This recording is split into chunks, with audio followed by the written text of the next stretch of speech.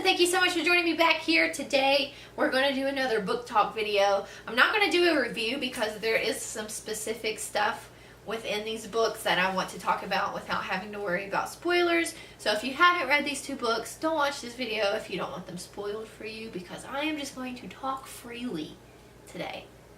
So let's get into it. So today I'm going to be talking about The Cruel Prince and The Wicked King. This is a duology by Holly Black. So I'm just going to talk about the books individually. I'm going to talk about them together, and then, that's just it. That's where we're going to go. So The Cruel Prince, I did enjoy this book. It is a longer read for YA, if you ask me. It's right at like 370, which is kind of long for a YA. It is set in the Fae world, which I didn't know was a thing. And my vlog on this book, I mentioned how everything was so similar to The Enchantment of Ravens. And someone very politely informed me that, it's its own thing. Like, there's lore and stuff behind the Fae. And I didn't know that. Like, I just thought it was something that someone had made up. And so I was really, confused why everything was matching up so neatly. So yeah, the Fae is its own thing. It's like its own race, maybe? They're like fairies, I guess. I don't know. I'm still not entirely sure, but I do enjoy the world. I have found out that much. I do enjoy the Fae fiction type of stuff. Just from the two books I've read about them, this and An Enchantment of Ravens, I would really, really like to pick up something else about it too. I just think it's an interesting world. So within the Fae world, I think they're fairies. Don't quote me on this, alright? I'm just picking up whatever was there for me to pick up, without doing research on it. So within the Fae world, the fairies can't lie. They're susceptible to iron, and they never grow old. They're immortal. So within this book, Jude is immortal. She's not immortal, she's amortal. She's one of us. She's a human, and she is brought to the fairy world and is raised within the Fae people. And in this book, she has a lot of problems with the Cruel Prince. The prince's name is Cardan.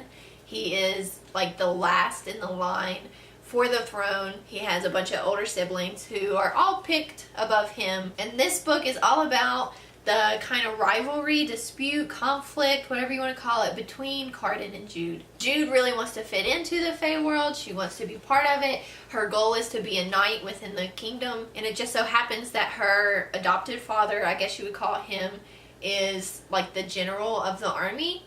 So she's been trained since she was very young to do that, to fight, to, handle swords really well, in combat, all that kind of stuff. So that's her plan. She wants to be part of the knights. But Cardan is very mean to her. He's very rude, very cruel. And he keeps telling her, you're not one of us. You're never going to be part of this society. You might as well just stop trying. In the end, Jude does kind of win over Cardan.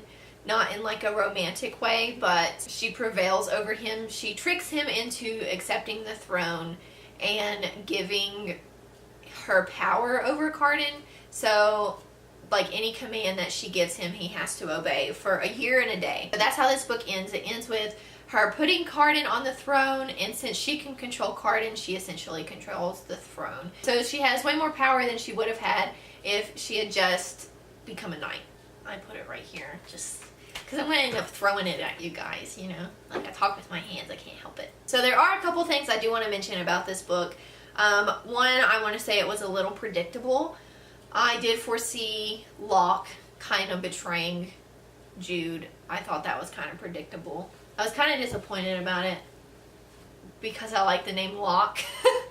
But that's about it. I did see it coming. But at the same time, I feel like it was kind of foreshadowed anyways. Cardan makes a comment that Taryn, which is Jude's sister, has been rolled around in the grass, an innuendo. But he makes that comment, which is kind of foreshadowing that she is with Locke too, you know what I'm saying? So I felt like that was kind of predictable. But at the same time, maybe it was supposed to be, since it was foreshadowed throughout the book. I want to give props to Holly Black for the romance in this book. And I'll get more to that in The Wicked King too. But while Cardan and Jude hate each other, they also are drawn to each other, which is kind of a trope, but I don't feel like it was overdone. I feel like Black keeps her distance with it. She doesn't let them get too in depth in it. You know what I'm saying? It doesn't become the sole focus of the novel, and I appreciated that. I do like romance. but it's nice to have a little bit of it, but it not be like a full blown out trope, you know what I'm saying? I want to say that the characters I felt are very developed. We do get background on Cardan, and we get to see why he is the way that he is, and you get more of that within the Wicked King as well. But I do want to say that Jude, I think, gets a lot of development. She starts out as this timid girl who wants to be rebellious but knows better, because there will be repercussions for her and her sister since they're both mortals within an immortal world. But towards the end, it's like she just doesn't care. She wants what she wants. She wants power, and she does whatever it takes to get that power. She becomes very brutal, and if anything, I would say she becomes cruel too. She's cutthroat. She does what she has to do. So while I did like The Cruel Prince, I did like The Wicked King better. I know a lot of people didn't. They preferred the first one over the second one.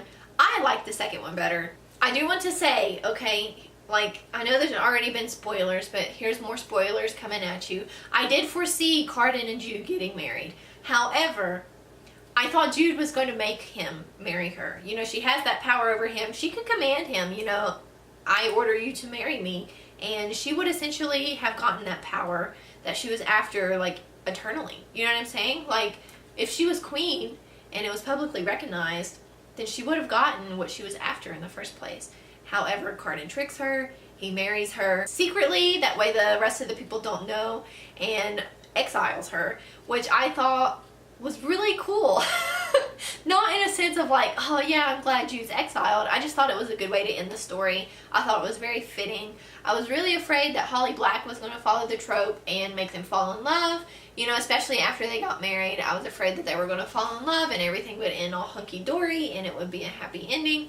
And while that's good sometimes, he is a wicked king, he is a cruel prince, he's a very cruel person, and I thought having Jude exiled was the appropriate ending for this story. Okay guys, I know, you know, different clothes, different day, but I thought of some other stuff that I just wanted to throw in there real quick in this video before, you know, I edited it and then posted it, because there are some points that I want to make about it. Really just one big point. First of all, let's start off with a little point, but I said at the beginning of this video that this book could end and be sufficient. You know what I'm saying? Like, yeah, some other stuff could happen, but if it wasn't to happen, then it would be fine. Like this book. The two books themselves, I think, are a complete story. However, I did look it up. I have heard, you know, some people talk about it after looking it up, that there is going to be a third book. So we are going to get an official ending. The biggest point I wanted to make, and why I'm making this additional little portion of this video, is I wanted to talk about Cardan, and I can't believe I forgot to talk about this. I think my battery was dying or something like that, so I was just trying to hurry up and rush and get that video done. That way I, you know, didn't have to do this, what I'm doing right now, and have to come back and do something else. Do you see that? What is up with this lighting? Stop, son! So yeah, I just wanted to talk about Cardan. And throughout the book, I was thinking about the titles of the books of The Cruel Prince and The Wicked King. And yes, Cardan is a cruel person.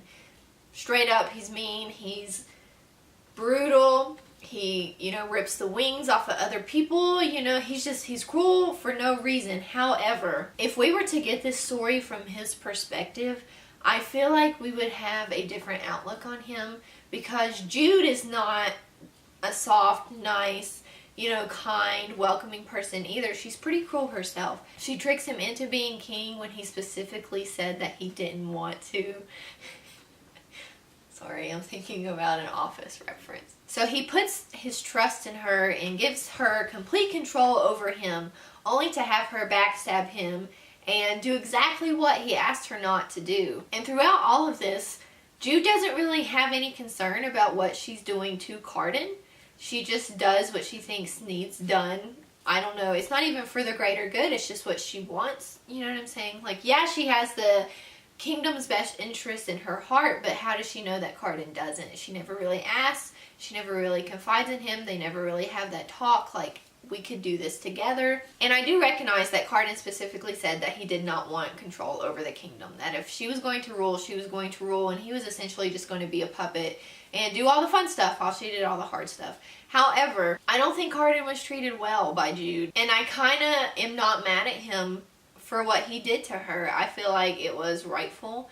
I feel like he was just trying to get his freedom back, and really he was just doing to her what she did to him. Yes, he backstabs her, but he's essentially just doing to her what she did to him. You know, he's backstabbing her, but she backstabbed him first to give him that position to do that to her. I know I'm going off, you know, like, whatever, but I see it. I'm playing the devil's advocate a little bit here. I didn't agree with Cardan in a lot of things that he did, especially in the first novel. He was very mean. And mean is not even an intense enough word. Cruel is really an appropriate word. I think the title got it right. He's very cruel in the first book. I do think he's a little redeemed in the second book, though. I think, if anything, he was the one mistreated. So yeah, as I already said in the previous segment of this video, I am hooked on this book. I am hooked on this series. I'm excited to see what the next one entails. I think it's supposed to be the last one, but we'll see. You know, you never know a series like this. Be sure to subscribe down below. Leave some comments about how you felt about this book and this series. And if you're excited for the next one, if you're going to read the next one, if you're DNF in this series, whatever it might be, let me know down below. Be back here next time, guys. See ya! This one segment where I wanted to talk about one thing is over 12 minutes long, just because I had to keep getting up and changing the lighting. Even now the sun's going crazy. What is happening? That if the book were to end, whoo, it got bright. Hold on. We'll find out what happens to Jude. Wow, the sun can't make up its mind today. Where she can pretty much, whoo. And I do recognize that, oh my goodness. Yes, he kind of backstabs her, but that's what, oh my goodness. Please, make up your mind. It can't make up its mind. See, there it goes again.